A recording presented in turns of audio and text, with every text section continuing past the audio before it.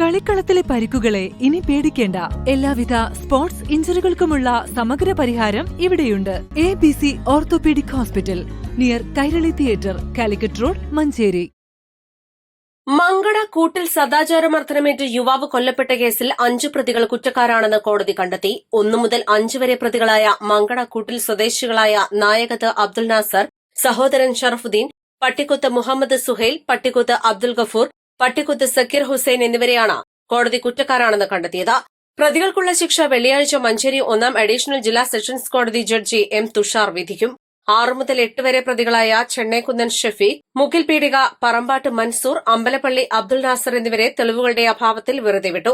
കൊലപാതകം, ന്യായവിരുദ്ധമായി സംഘം ചേരൽ, സംഘം ചേർന്ന് കലാപം നടത്തൽ, ന്യായവിരുദ്ധമായി സംഘം ചേർന്ന് മാരകായുധങ്ങളുമായി ആക്രമിക്കൽ, വീട്ടിലേക്ക് അതിക്രമിച്ചു കയറൽ തുടങ്ങിയ വകുപ്പുകളാണ് പ്രതികൾക്കെതിരെ തെളിഞ്ഞത്.